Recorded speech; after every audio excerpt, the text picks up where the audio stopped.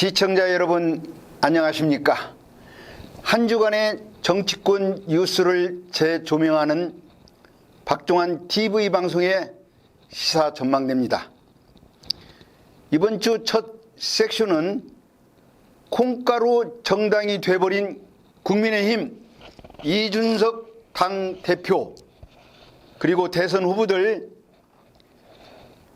민주당의 정책 대결을 놓고 네거티브로 줄다름치고 있는 대선 후보들 이야기로 풀어가겠습니다. 아직도 본방송 구독을 신청하지 않으신 분들을 위해서 유튜브 방송 아래 빨간 글씨 구독 눌러주시면 고맙겠습니다. 오늘 첫 섹션, 콩가루 집안이 됐습니다. 우리 국민의힘이. 그 국민의힘 이준석 당대표가 된 지가 2달도 지금 못 됐는데 그 이런저런 여러 가지 지금 잡음이 일어나고 있는데, 그 한 예로 윤석열 총장이 국민의당 입당하는 날, 그날 이준석 당대표도 저항당에 없고 김 원내대표도 없고 전격적으로 윤석열 총장이 입당을 했습니다. 우리 본 방송에서도 윤석열 총장이 국민의당 입당은 아마 8월 중순경이나 되지 않냐 이렇게 전망을 했는데 갑자기 7월 30일 날 입당을 했어요. 그렇다면은 그 중앙당의 대표들하고 소통을 해서 좀 뭔가 이렇게 이벤트를 하고 입당을 했으면 좋을 텐데 그렇지 못한 것 같아요. 그래서 이게 중앙당의 대표하고 뭐 소통이 잘 안 되는가 그렇게 생각을 하고 있습니다. 그 국민의힘의 그 후보들 중에 특히 우리 윤석열 후보에 대해서 제 생각입니다만은 윤석열 후보가 이제 자강 그 후보들하고 이제 예비 경선을 할 것입니다. 그렇다면은 윤석열 후보가 그 한 2번 정도는 그 지지도가 출렁거릴 수 있다고 저는 제 개인적으로 생각합니다. 그 홍준표, 유승민, 원희룡, 황교안 이런 그 우량주들이 그 윤석열 후보의 그동안의 정책이나 뭐 엑스파일이나 여러 가지 문제를 가지고 집요하게 윤석열 후보를 흔들 것 같아요. 그렇다면은 윤석열 후보는 그걸 잘 넘긴다면은 국민의힘의 선두주자로 대선 후보가 될 것이고, 거기에서 만약에 흔들린다면은, 거기서 만약에 방어를 잘못 하고 내부 경선에서 흔들린다면은 이 국민의힘에 큰 비상이 걸릴 것 같아요. 이건 어디까지 제 생각인데, 자, 그렇다면은 윤석열 후보가 이 내부 경선에서 급격하게 떨어졌을 때 그 대안은 뭔가? 원희룡이나 유승민이나 홍준표나 황교안이나 기타 다른 후보들이 윤석열 후보의 대안으로 치고 올라왔을 때 그게 하나 대안이 되는데, 올라오지 못했을 때 그때는 어떻게 할 것인가? 대통령 선거는 얼마 안 남았는데, 그게 요즘 이제 시중에서 말하는 오세훈 서울시장 차출론이에요. 오세훈 서울시장 차출론.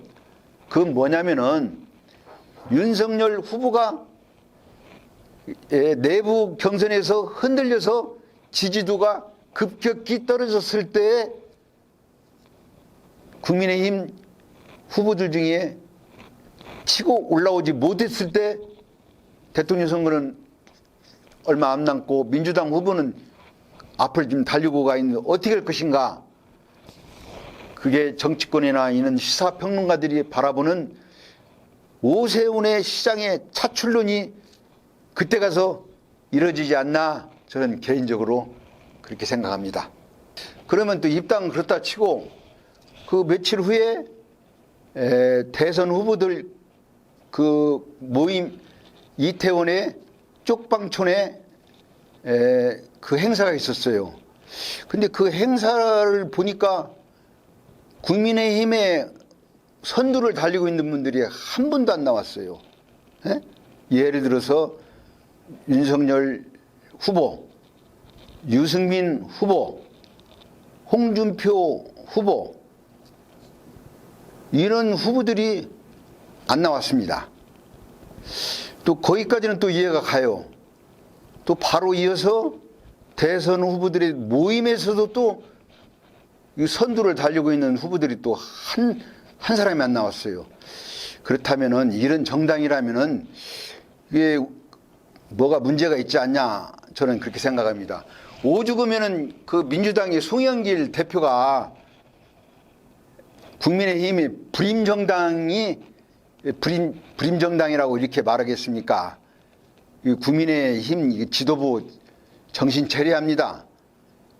아니, 그 얼마 전에 4.7 그 국회의원 선거에서 그렇게 민주당한테 180석이라는 3분의 2가 되는 의석을 다 뺏기고 나서도 아직도 정신을 못 차리고 있는 이 보수의 국민의힘이 이렇게 내부적인 단결이 안 되고 지도부의 명이 안 선다는 것은 이건 도저히 있을 수 없는 일이라고 저는 그렇게 생각합니다. 그 한 예를 들어서 정치라는 것은 정치적 가치를 위해서 투쟁하는 정권 창출의 목적이 있어요. 정당이. 정권 창출의 목적이 없으면 그건 정당의 의미가 없는 거예요. 앞으로 국민의힘은 정신을 바짝 차려서 정말로 정권 창출을 위한다면은 지도부와 대선 후보들 간에 원팀이 돼서 싸워서 이겨야 한다고 저는 그렇게 생각합니다. 경선은 치열할수록 좋습니다.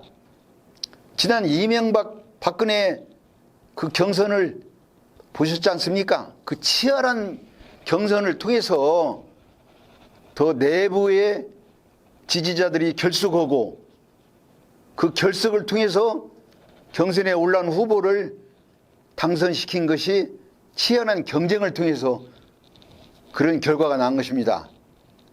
그래서 선거는 선거전이라는 것은 전쟁이라는 뜻입니다. 전쟁. 피 터지게 그 내부에서 싸우고 거기서 선의 경쟁에서 승리를 해야지요. 아니 어느 군대가 싸우지 않는 어느 군대가 그 성문을 열어줍니까? 싸워서 이기는 그 군대가 성문을 열고 들어가는 거예요. 그 권력과 정권을 뺏어오려면은 이 지금과 같이 국민의힘이 오합지졸이 되고 여당으로부터 불임정당이라는 소리 듣고 국민들로부터 콩가루 정당이라는 소리를 듣지 않으려면은 정말로 정신 바짝 차려야 합니다. 지난 몇 달 전에 서울, 부산 보궐선거 이겼다고 지금 국민의힘에서 지금 미리 샴페인을 터치고 지금 정신줄을 지금 놓은 모양인데, 그래서는 내년 3월에 대선에도 패할 것이고 지방선거에서도 패한다고 저는 분명히 경고 아닌 경고를 줍니다. 국민의힘 정말로 내부 결속 잘하고 또는 그 자강 후보들이 선의의 경쟁을 할 수 있도록 잘 이렇게 보살펴주고 잘 이끌어가기를 진심으로 바라겠습니다. 자, 그렇다면은 지금 국민의 힘이 지금 하나의 활용 점점에서 눈을 하나 좀 못 그린 거 있어요. 그게 바로 국민의 힘하고 국민의 당 그 합당 문제인데, 요새 지금 뉴스를 보면은 이준석 당대표고 안철수 당대표고 뭔가 좀 이게 뭐라 할까 그 자존심 싸움이라 할까 이게 문제가 있는 양당의 통합에 문제가 있는 것 같아요. 그러나 대의를 위해서 정권 창출을 위해서는 개개인의 자존심 당 대표끼리 자존심이 문제가 아니라 정말로 진심 어린 정권 창출에 단일화를 해야 합니다. 단일화.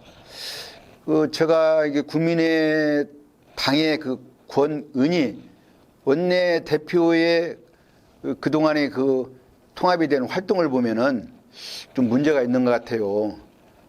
그 안철수 대표의 그 정치 형태를 누구보다 잘 아는 권은희 대표께서 지금 그 항상 안철수 대표가 한 템포가 느려요. 타임을 놓치지 않습니까?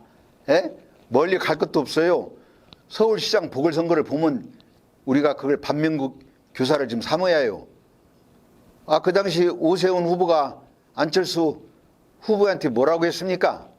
안철수 후보가 국민의 힘으로 입당을 해서 후보가 된다면은 서울시장 자기가 포고 양보하겠다고 했는데 그 타임에 우리 안철수 후보는 그 타임을 놓친 거예요. 그렇다면은 지금이라도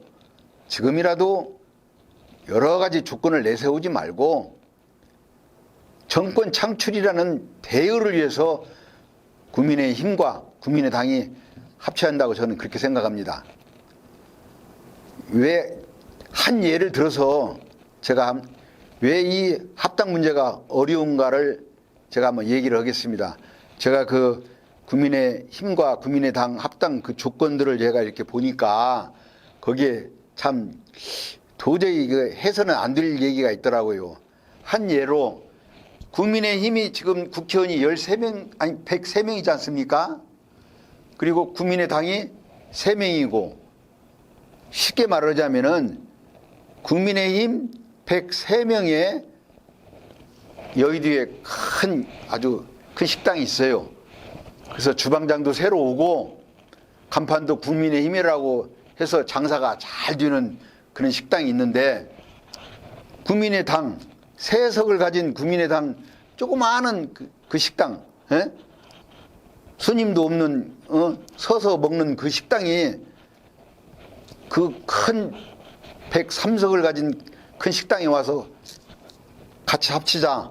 그 대신 간판을 식당 간판을 새로운 것으로 하자. 그게 말이 됩니까? 아니 지금 새로운 주방장이 와서 새로운 식당을 개업해서 장사가 잘 되는데 조그마한 구멍가게가 와서 간판 내리고 다시 새로운 간판으로 하자면 그게 말이 되는 소리입니까? 그건 합당을 하지 말라는 소리죠. 안철수 대표님, 내가 본인이 대의를 위해서 하나의 미랄이 되어야 합니다. 그 하나의 미랄이 썩어서 새싹을 낳고 그 새싹이 열매를 맺습니다. 정치도 마찬가지입니다. 안철수 국민의당 대표가 하나의 미랄이 돼서 그 미랄이 썩어서 새싹이 돼서 새싹이 올라와서 열매를 맺을 때 안철수 후보한테도 미래가 보이는 것이지 지금 국민의당의 안철수 대표께서 합당을 하지 않고 독불장군으로 이대로 밀고 간다면은 안철수 대표에게도 미래는 없습니다. 저는 그렇게 생각합니다. 그래서 분명히 말씀드리지만은 더 이상 시간을 끌지 말고 국민의힘, 국민의당 단일화 합당을 해서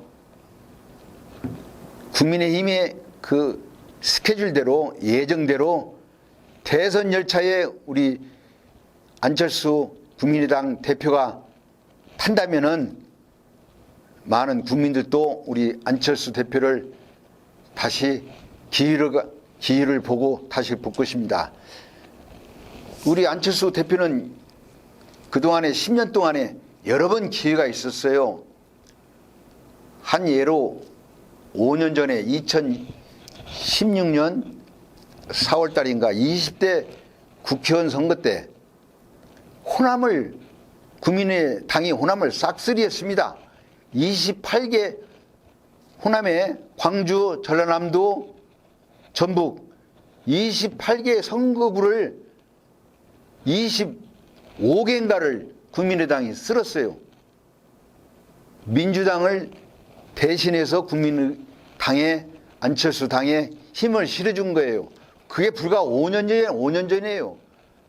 그걸 살리지 못하고 안철수 대표가 오늘날 3석의 찌그러진 정당으로 연명을 하고 있는데, 그것은 우리 안철수 대표가 좀 더 대의를 위해서 이번에 한번 결단을 내려줬으면 좋겠다고 저는 그렇게 생각합니다.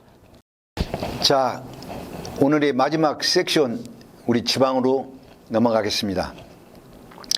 내년 대선 대통령 선거 3월달 이어서 6월달에 지방선거가 있는데, 우리 전북권의 도지사 선거는 송하진 지사가 출사표를 던지고 나서 그 뚜렷한 후보가 보이지 않아요. 최근에 한간에는 김춘진 전 의원이 도전장을 냈다, 이제 그런 소리도 들리는데, 하여튼 도지사 선거는 그렇고, 우리 익산 지방으로 넘어갑시다. 익산에 내년 6월에 익산 시장 선거를 보면은 참 재밌게 생겼어요. 민주당의 강팔문 후보, 예비 후보가 이제 앞으로 들 것인데, 새만금 개발공사 지금 사장인데 9월 말경에 아마 퇴임할 것 같아요. 퇴임하면은 본격적으로 선거운동을 들어갈 것 같고, 김성중 성장포럼 대표는 지금 열심히 지금 바닥을 지금 훑고 있습니다. 또 조용식 전북경찰청장 역시 청장에 퇴임하고 나서 익산에 집까지 다 옮겨놓고 아주 당원 가입을 열심히 지금 받고 있다는 지금 소리가 좀 들리고 있고, 김대중 전 도의원 선거의 달인이라고 하죠. 김대중 전 도의원 역시 각 지역 익산 시내에 요소요소에 운동화권을 쫙 잼매고 지금 이렇게 돌아다니고 있어요. 그렇다면은 지금 민주당의 예비 경선이 본선보다 더 지금 어렵습니다. 근데 여기서 재밌는 현상은 이제 정원율 현 시장에 어떻게 정치 향방을 갈 것이냐, 이게 지금 키포인트인데, 아마 민주당에는 입당 안 할 것 같고 무소속으로 지금 준비를 하는 것 같습니다. 정원율 시장이 전에 지난 선거 때 민주당의 김영배 후보고 이제 혈전을 했는데, 그때 정원율 시장이 얻은 표가 유효 투표 15만 58명 중에서 정원율 시장이 얻은 표가 7만 7,089표예요. 7만 7,089표, 51.90%로 이렇게 말을 하자면 그렇게 되겠고, 김영배 후보가 7만 2,169표, 프로로 하자면 48.09%, 전체적으로 보면 5,720표 근소한 차로 정원율 시장이 이겼어요. 3.8% 정도의 근소한 차로 이겼는데, 그렇다면은 내년 지방선거는 어떻게 될 것인가? 이제 여기에 정원율 시장이 무소속이면은 또 우리 익산시에서 또 박경철 전 시장이 무소속입니다. 박경철 전 시장도 고정표가 있습니다. 박 시장도. 그래서 무소속에 박경철 시장 오고 정은유 시장 오고 표가 분산되지 않나 그런 생각도 들어가는데, 그러면 여기에서 국민의힘은 익산시장 후보를 안 낼 것인가? 그 요즘 국민의힘이 중앙당서부터 이게 지역 당원 배가 운동이 돼서 호남에서 뭐 15% 심지어 뭐 20% 가깝게 지지도가 지금 올라가고 있어요. 그래서 국민의힘도 제가 보기에는 익산시장 후보를 낼 것 같습니다. 그 익산시의 국민의힘 익산갑 김경환 전 도당위원장이 아마 곧 익산갑으로 이렇게 컴백이 돼서 다음 뭐 대선을 준비하고 지방선거를 준비해서 지역의 조직을 활성화를 지금 한다는 그런 지금 소식이 있고, 익산을은 임석삼 그 위원장이 익산을을 다시 재정비해서 국민의힘에서 내년 대통령 선거, 지방선거를 준비할 것 같아요. 그렇다면은 이 대회, 저도 뭐 선거를 여러 번 하고 선거에 저도 참 국회의원 선거도 나갔고 익산시 시장 예비 후보도 제가 한번 뛰어봤습니다만은, 이 지방자치선거는 특히 도지사 그 후보의 역량이 좀 많이 달렸어요. 대부분 보면은 그 정당을 보고 쭉쭉쭉 이렇게 투표를 하지 않습니까? 그럼 지금은 여기 호남은 민주당이 대세니까 민주당 도지사 후보가 제대로 쓰면은 그 뭐 시장이나 도의원이나 시의원들은 그 도지사 후보의 그 덕을 많이 봅니다. 그래서 익산 시장 이 후보 문제도 전북 도지사를 국민의힘에서 어떤 분을 도지사 후보로 선정해서 나오는 것도 상당히 중요합니다. 그래서 제 생각은 지난 방송에서도 제가 말씀드렸지만은, 민주당에서 송하진 지사가 나온다 하면은 국민의힘에서 그 유성엽 그런, 물론 유성엽 그 전 의원이 국민의힘 당은 아니지만은 그런 분들을 이 국민의힘의 중앙당에서 삼고초려해서 유성엽 의원이나 군산의 김관영 의원 같은 분, 이는 4세대에 실력 있는 분들을 국민의힘 뭐 이준석 대표님이나 뭐 다른 대표님께서 좀 삼고초려해서 우리 전북을 한번 뭔가의 새로운 도지사를 한번 영입했으면 좋겠다는 제 개인 생각도 들어갑니다. 그렇다면 도지사가 이렇게 좋은 분이 이렇게 국민의힘으로 이렇게 올라온다면은 익산시장이나 전주시장, 군산시장도 많은 영향이 있어요. 그래서 특히 우리 익산시장은 국민의힘이 불모지인데, 이번에 제대로 익산시장 후보도 국민의힘에서 한번 좋은 후보가 나왔으면 좋겠다는 그런 개인적인 생각도 들어갑니다.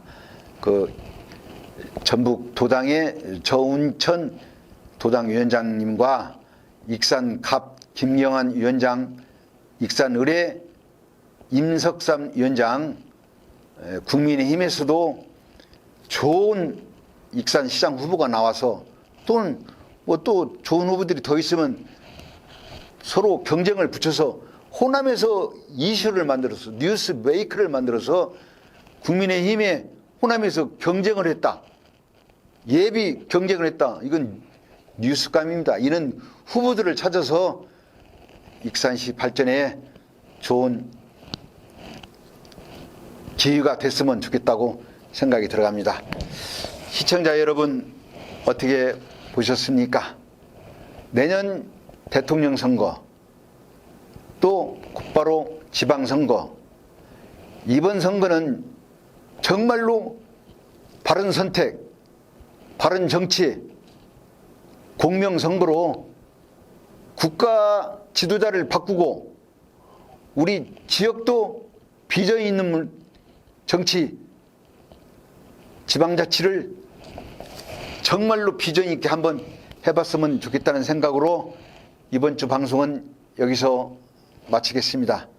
시청자 여러분, 다음 주에 만나요. See you again. 감사합니다.